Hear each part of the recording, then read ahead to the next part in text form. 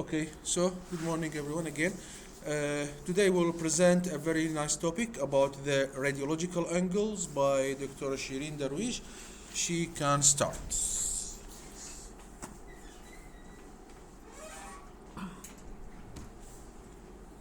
Good morning, ladies and gentlemen. Today, my seminar is about the radiological angles. Because of my limited time, I will just talk about 20 different angles, starting from the bottom of the body to the top. I will start with definition of an angle.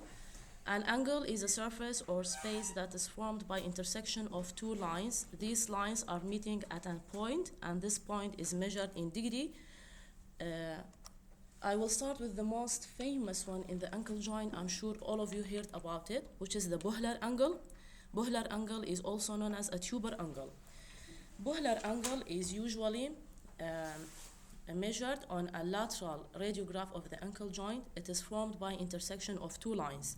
The first line is passing from the most cephalid part of the posterior facet of the calcaneal bone, intersecting the second line, which is passing through the most cephalid portion of the posterior process of the calcaneus, intersecting the most anterior surface of the cuboid bone that is intersecting with the calcaneus. It is normally measuring 20 to 40 degrees. The Bohler angles measuring less than 20 degrees is suggestive of a calcaneus fracture and or disruption of the posterior facet, as it is demonstrated in this lateral radiograph of the ankle joint, in which the Bohler angle is reduced, that is due to a calcaneal fracture. The second angle of the ankle joint is the Guisan angle, or what's known as the critical angle of the ankle joint. This is also measured on a lateral radiograph of the ankle joint. This is simply a downward and upward slope of the posterolateral surface of the talus bone. It is measured by intersecting two lines. The first line is passing through the inferolateral aspect of the talus, and the second one is the articular surface between the most superior part of the cuboid bone and the calcaneus. It is normally measuring between 120 degree and 145 degree.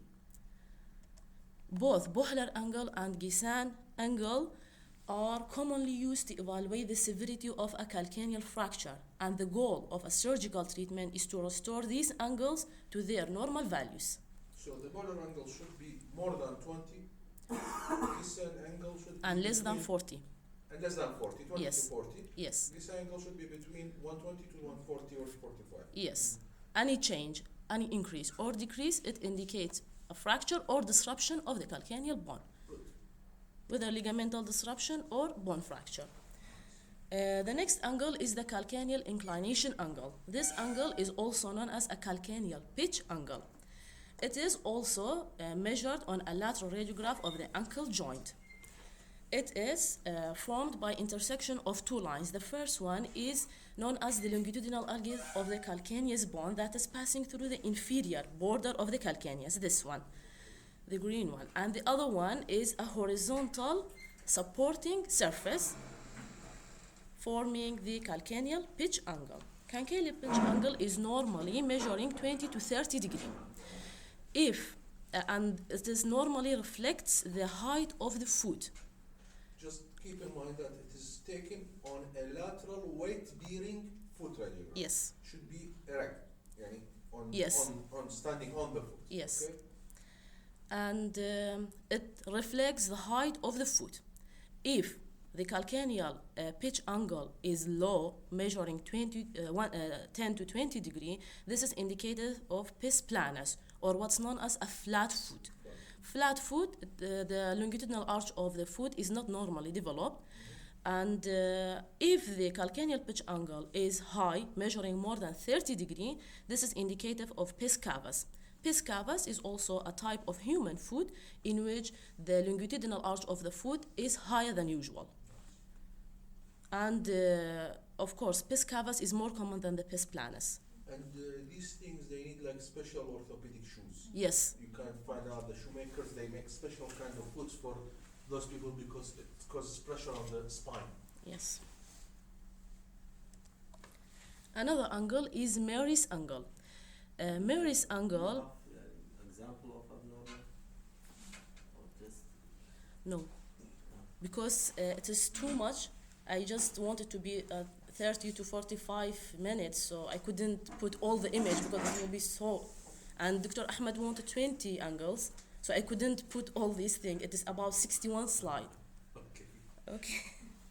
Meary's angle. This angle is also measured in a lateral weight-bearing radiograph of the ankle joint. It is formed by intersection of two lines. The first line is a longitudinal line passing through the mid-talar surface. The other one is a longitudinal line passing through the first metatarsal bone. Meary's angle is normally measuring 0 degree. If the abnormal value considered when the angle is more than 4 degree convex upward, that is known as the pes cavus. But if the angle is more than 4 degree but the convex downward, this is pes planus or flat foot. So this Meary's angle is also used to evaluate the longitudinal arch of the foot. Meary's angle can also be used to classify the severity of deformities into mild, moderate, and severe. The mild one, when the Meary's angle is measuring less than 15 degree, moderate one, when the Meary's angle is measuring 15 to 30 degree, and the severe one, when the Meary's angle measuring more than 30 degree. I hope it's clear. Then we have hip angle. Hip angle is also measured on a lateral weight-bearing radiograph. It is formed by intersection of two lines. The first line, the yellow one, is a longitudinal line through the mid-calcaneal portion, intersecting the second line, the green one, that is a longitudinal axis through the mid-talar portion. Hip angle is normally greater than 150 degree. If hip angle is less than 150 degree, this is also indicative of pes cavus, high arch foot. The talocrural angle, this angle is usually measured on mortise view. Mortise view is one of the projection of the ankle joint that is usually taken when we suspect ankle injury, in addition to the AP and lateral view. Why we take this mortise view? In order to clarify the tibio-fibular junction. And the mortise view is an AP view of the ankle joint with 15 to 20 degree angulation medially. So when we medially rotate the ankle joint, both malleoli will be at the same level. So the talocrural angle, it is taken on mortise view. It is formed by intersection of two lines. The first line is passing through the distal surface of the tibial bone, and the second one is the line that connecting the two tips of the malleoli in perpendicular to the long axis of the tibial bone. This is the talocrural angle. Talocrural angle is normally measuring 8 to 15 degree. Why it's important? Because if the angle is small, this is indicative of fibular shortening. As it is so this angle should be 8 to 15. 15. Okay, if it is Less than 8 degree, it is indicative of fibular shortening. It's much more than short. That's what's written. I know, it is somewhat confusing, but I made sure from it. This is a normal talocrural angle on a mortise view. The second image is a small talocrural angle. That is a magnified IP view.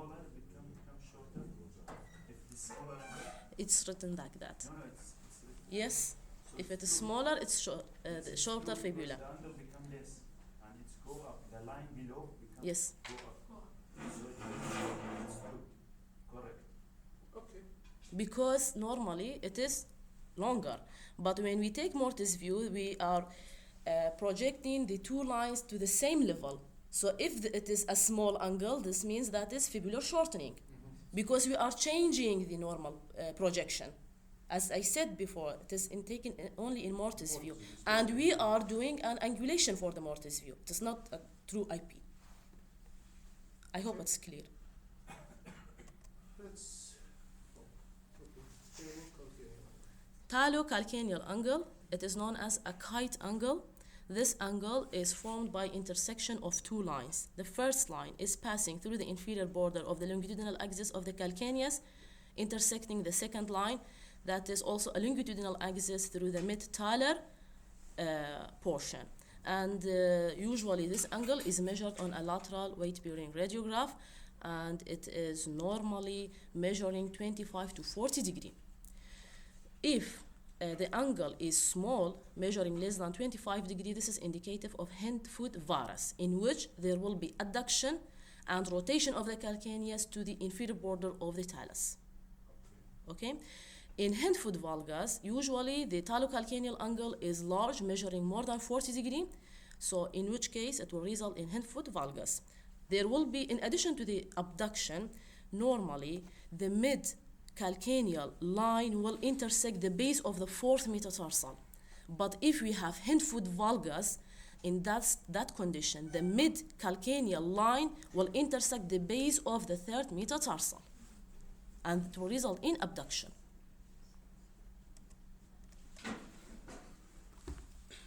Talar declination angle. The Talar declination angle is also measured on a lateral weight-bearing radiograph of the ankle joint. It is formed by intersection of two lines. The first line is passing through the mid-talar axis, and the second one is the supporting horizontal line. It is normally measuring 21 degrees. If the first metatarsal axis is tipped, the mid-talar axis approaches the horizontal and is projected above the first metatarsal. So this is indicative that the longitudinal arch is relatively high and there is pes cavus, high arch foot. Conversely, when there is a pes planus and a low arch, the first metatarsal axis is flattened and the mid-talar angle increases such that the mid-talar axis passes inferior to the first metatarsal. Let me explain it here. If the metatarsal axis, when it intersecting the horizontal supporting surface, is below the first metatarsal bone, this is flat foot. If this line is intersecting, forming this angle, but above the first metatarsal, this is pes cavus. We will shift to the evaluation of the hip joint. We will start. Any question? No, just I want to say, imagine all of these angles just for a foot. Yes, So it's not and like there an are easy thing. much more. Yeah, and that I you just already picked up see the it easier and one in solve order it. to imagine it. Okay. Powell's angle. Powell's angle is one of the angles that are used for the evaluation of the femoral neck fracture. And it is formed by intersection of two lines on an AP pelvic view. The first line is passing through the fracture line of the femoral neck. The second line is the horizontal line, or what's known as the iliofemoral line. This iliofemoral line is formed by the concavity of the lateral border of the femoral neck that is joining the line here that is representing the inner cortical lip of the ilial bone. The Powell's angle will classify the femoral neck fracture into three types. The first type is when the Powell angle is measuring less than 30 degrees. The second type, when the Powell's angle is measuring 30 to 50 degrees. And the third type, when the Powell's angle is measuring more than 50 degrees. Why it's important to know this Powell's angle and classification? Because an increasing angle leads to a more unstable fracture and an increase in the shear stress at the fracture site. So this leads to a higher rate of non-union. So the higher the angle, the higher the type of Powell's classification, the higher the rate of non-union and shear stress fracture. Central edge angle or Weiberg angle. This angle is used for the evaluation of the hip alignment, and it is taken on an AP pelvic radiograph. This is a magnified view in order to clarify it more. It is formed by intersection of two lines. The first line is a longitudinal line that is passing down to the center of the femoral head. The second line is passing through the superolateral border of the acetabulum, intersecting at the femoral center of the femoral head. It is normally measuring more than 25 degrees. Angle less than 20 degree is diagnostic of hip dysplasia, whether in children or in adults. Okay? Femoral neck angle. It is also known. Can you go back on this? Is that 20 degree more, please? The previous slide. So if this is less than 20 degree, Yes, is diagnostic of hip dysplasia.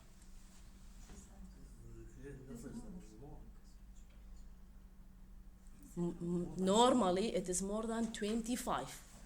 yeah, it's more than 25. But- it is more of the femoral head is covered in the acetabular. Yes, So if it's less than 25, it means less of the covering, femoral head in the covered in the acetabular. and it will result in hip dysplasia. Yeah. Nice. Femoral neck angle, it is also known as angle of inclination or CCD angle, which is the abbreviation of caput column diaphysial angle. This angle is usually taken on an AP hip radiograph, and it is formed by intersection of two lines. The first line is passing through the long axis of the femoral neck, and the second line is passing through the long axis of the femoral shaft. Normally, it is measuring less than 120 degree, resulting in coxa norma. Not age related. Of course, yes, it's age related. It's for adult. Yes, this is for adult. When there will be ossification of the epiphysis, then we can take this angle.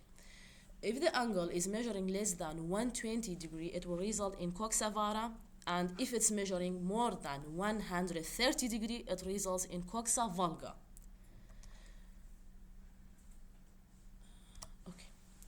Because the change in the shape of the femur naturally affects the knee, so coxa vulga is often combined with the genovarum or bonis, and while the coxa vara leads to genovalgum and knock knees.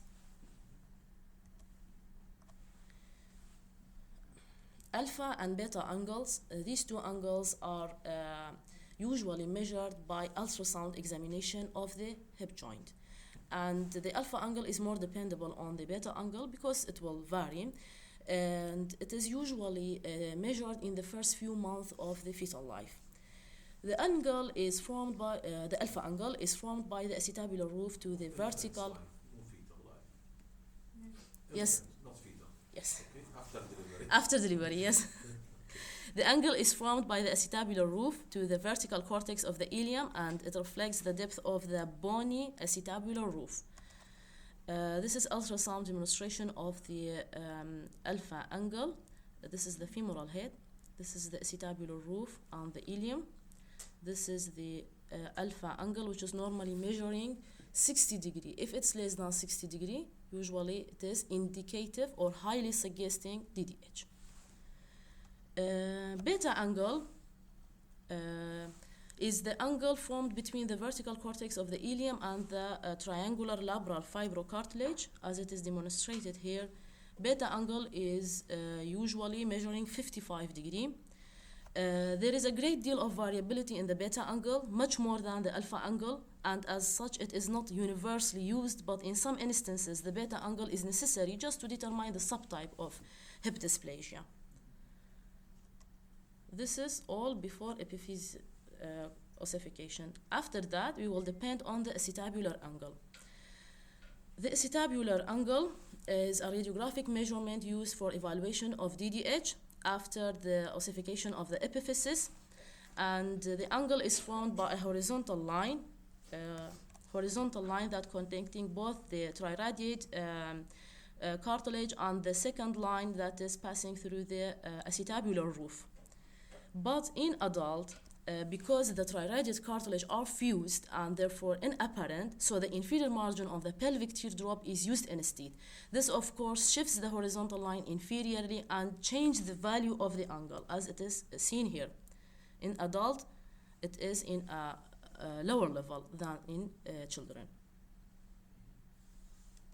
And we will depend on pelvic teardrop. The normal values of the acetabular angle in children is less than 28 degree at birth. The angle should become progressively shallower with age and should measure less than 22 degree at and beyond 1 year of age.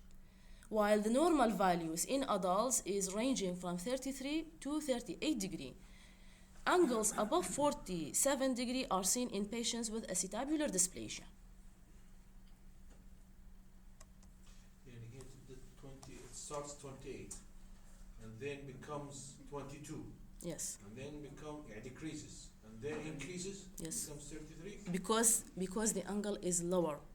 We will depend on pelvic yeah, per yeah, drop, that so is- it will change the measurement. Yeah, nice. Okay. Thank you. The conditions which are associated with increased acetabular angle is the neuromuscular disorder and DDH. Conditions which are associated with decreased acetabular angle is Down syndrome and achondroplasia. Aortomesenteric angle. No, that's a totally different, not muscular. Yes. Complete joke. I wanted to Okay. change your. Okay, aortomesenteric angle was first measured by the ultrasound, and it was measured by intersecting two lines. The first line is passing through the longitudinal axis of the abdominal aorta, here, and the second one passing through the longitudinal axis of the origin of the superior mesenteric artery. Just let me show you the relationship. This will be more clarify in order to imagine it. This is the abdominal aorta and the origin of the superior mesenteric artery forming this angle. The angle is normally filled with the mesenteric fat. And just below it, we have the duodenum, the third part of the duodenum. When there will be absence of this mesenteric fat, the superior mesenteric artery will compress on the third part of the duodenum, resulting either in partial or complete obstruction. This is This is what we call SMA syndrome. yes, or Wilkie syndrome. What? Wilkie, Okay. I will talk about it. Bale. Have you read about if there is putting the fat in this region, the angle will be wide? Yes, normally the angle is wide, measuring 28 or 26 to 65 degree. Why? Because it's containing lots of fat. And I will discuss it. The superior mesenteric artery usually syndrome, it occurs in patients with severe weight loss. There will be absence of this mesenteric fat. Either it is due to medical, psychological, or surgical causes of this severe weight loss. So we do not see it in fatty people. This is selected axial and sagittal contrast enhanced CT scan of the abdomen with maximum intensity projection. This angle, the first one is a normal one that is measuring 24 degree, and the others are decreased because the distance between the aorta and the superior mesenteric artery is decreased. It is less than 8 degree and Is that 8 8 centimeter. millimeter? Centimeter or millimeter? Yes, millimeter, sorry. Centimeter is way too much. Yes, it's wide. Here the angle is measuring 80 degree, and here it is measuring So 14 the angle degree. should be more than 20 degree and the distance should be 28. 28. Yes, minimum. 28 to 65 degree, while the distance it is 10 to 20 millimeter. So the distance should be at least 10 millimeter. Yes. And the angle should be at least 28 degrees. Yes, Otherwise, it some is- sort of superior mesenteric artery syndrome. which is a rare acquired vascular compression disorder in which acute angulation of the superior mesenteric artery results in compression of the third part of the duodenum. Just keep in mind, if the patient has fat, not fatty, just has fat, very unlikely to have SMA. Yes. They should be like skin and bone, just Yes. skin on a muscle. And usually in our practice we see it in young females, around young teens to early 20s, something like that. Not always, but most of the times it's in young females, and they should be skin and fat. If they have skin and bone, sorry. If they have subcutaneous fat, don't. It's take them out. unlikely, Very yes. unlikely. Also could be seen in patients with that are admitted to CCU or ICU, or those with long-standing burn, because the mesenteric fat will decrease. So we may see it, but not 100%. We will shift to the spine. And we will discuss Cobb angle. The Cobb angle was first described in 1948 by an American orthopedic surgeon, John Cobb, and it is usually measured by intersection of two lines. The first line is passing through the superior end plate of the column deformity, and the second one is passing through the inferior end plate of the column deformity. It is widely used for the evaluation of scoliosis, which is defined as a lateral spinal curvature with a Cobb angle of 10 degrees or more. In order to measure the Cobb angle, one must first decide which vertebrae are the end vertebrae of the curve deformity. Lines are then drawn along the end plates, and the angle between the two lines where they intersect is measured.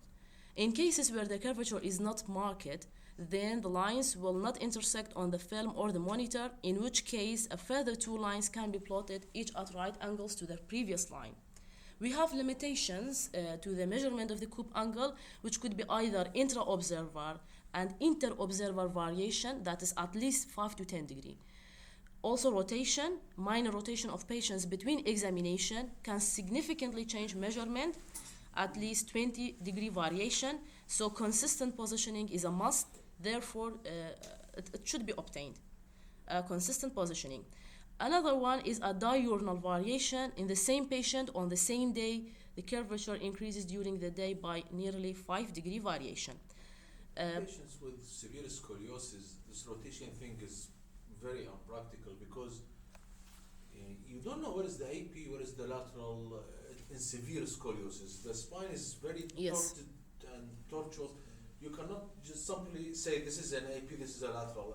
Everyone can make it differently. Yes, but So overall, it's so difficult to achieve. if the variation is more than 5 degree, 95% this is specific.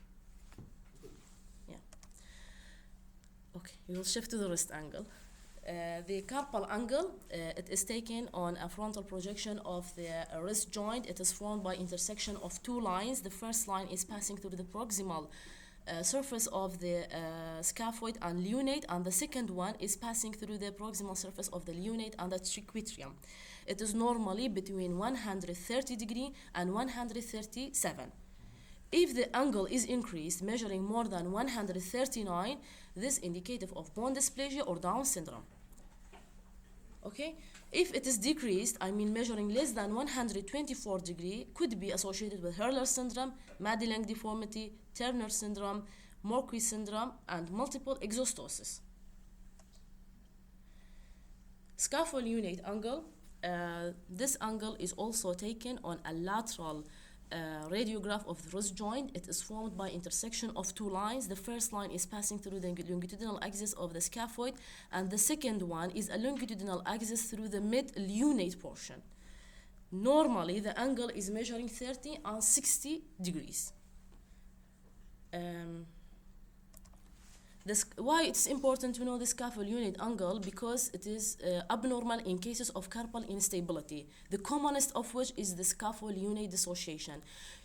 Usually the patient will present with chronic wrist pain, and when you take the radiograph, either the radiograph is normal, that's not going with the symptoms, or you will find a huge wrist effusion that's also not going with the symptoms. So it is important to know this angle in order to diagnose most common cause of carpal instability, which is a scaphoid lunate dissociation. As it is demonstrated here, we see on a frontal projection there is a widened scaphoid lunate angle, what's known as the Terry Thomas. Yes, and also here the angle is measuring less than 30 degree. We see the scaphoid, it is not at the same longitudinal axis. This is also a case of scaphoid lunate dissociation. You see this is widened, and this is the angle that is usually reduced. I hope it's clear. Radial inclination angle, the inclination of the radial bone toward the ulna. It is taken on an IP projection by a two intersecting line. The first one is passing through the distal radial surface, and the second one is a line perpendicular to the shaft. Normally it is measuring 15 to 25 degree. Tegmento-vermian angle is the last angle, or the brainstem angle.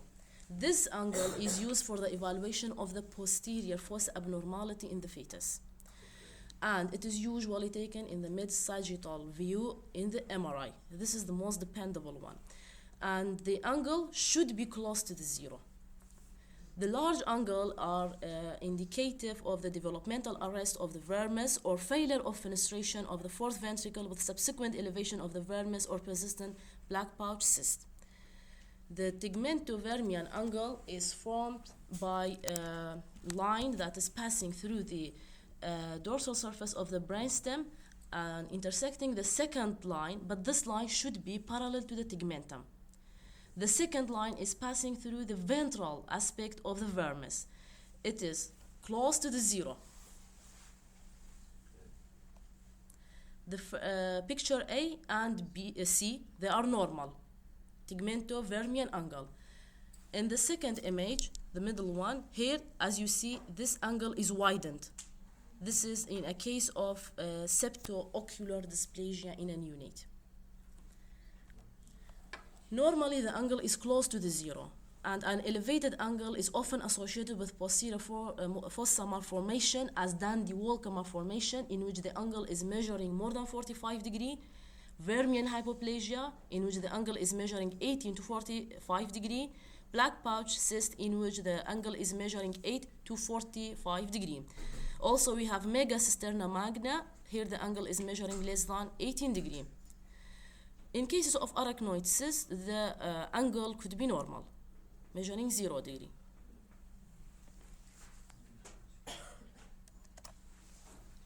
Thank you. Very nice.